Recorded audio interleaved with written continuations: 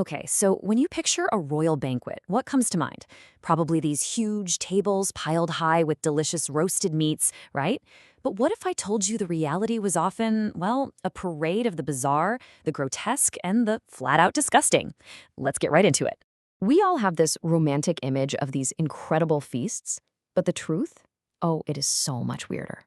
This quote really just nails it. It sets the stage for what we're about to uncover. A world where what landed on the king's plate was way less about delicious food and way more about sending a very powerful, very strange message. All right, first things first. We have to completely bust a huge myth. Because I guarantee you, what these royals were eating day to day is not at all what you're thinking. So, how do we even know this? Well, it's actually super cool. Bioarchaeology, scientists literally studying old bones, shows us that most monarchs weren't just gorging themselves on meat 24/7.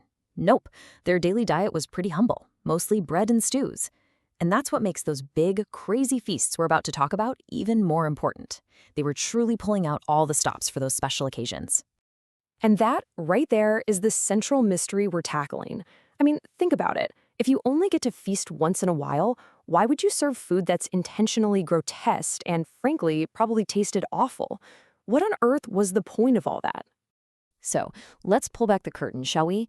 Welcome to the Parade of the Grotesque. We're going to walk through some of the most jaw-droppingly weird dishes ever put on a royal table. You might want to brace yourselves for this next part.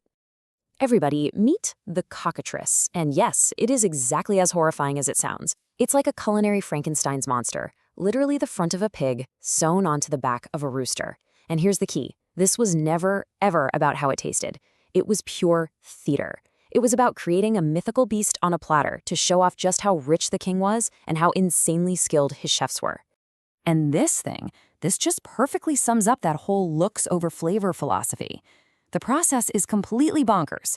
You'd carefully skin the bird, cook its meat, which, by the way, is famously tough and not very good, and then you'd stuff it right back into its own fancy feathers. Then it would be paraded into the dining hall, literally breathing fire from its beak. It was all about the entrance, not the eating. You know, if one bizarre bird wasn't enough for you, how about 3 birds in one? The famous Tudor Christmas pie wasn't just a pie. It was like a Russian nesting doll of poultry. They'd stuff a pigeon inside a partridge, then stuff that whole thing inside a turkey, and then bake it all into this gigantic crust. This was not about enjoying a delicious hot meal. By the time this thing got to the table, it was usually cold. It was less of a dish and more of a symbol of the king's insane wealth. Okay, so it wasn't always just about pure spectacle. There was another huge reason for all this bizarre food: religion. Let's take a look at how some very holy rules led to some, very creative meals. You have to understand, the medieval church had some seriously strict rules. For huge parts of the year, we're talking nearly half the days, eating meat was a sin. Now, this was a massive problem for the rich and powerful, who basically defined themselves by having access to meat. So, what do? You find a workaround. And here is their absolutely genius, if theologically questionable, solution. They just redefined the word fish. So a beaver, well, it swims and it has a scaly tail, so close enough to a fish, right? A barnacle goose? People at the time genuinely believed they grew from wood in the sea, so technically not a bird. It's brilliant. You could piously follow the rules of your fast while chowing down on beaver tail.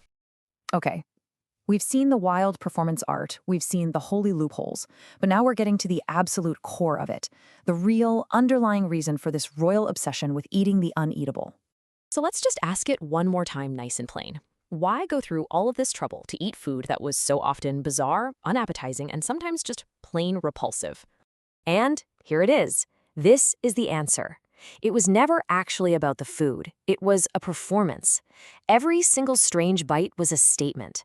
It was a way to show the enormous gap between the king and the common folk. It proved that his wealth could literally conquer nature. And most importantly, it turned the feeling of disgust itself into a power move. And don't think this was just some weird medieval fad. Oh no. This tradition of eating food that's totally disconnected from normal taste spans centuries. You had Roman emperors eating flamingo tongues. You had medieval kings obsessed with lampreys. You even had Queen Victoria, who apparently loved her meat boiled until it was gray and had zero flavor. Each one was its own kind of culinary power play.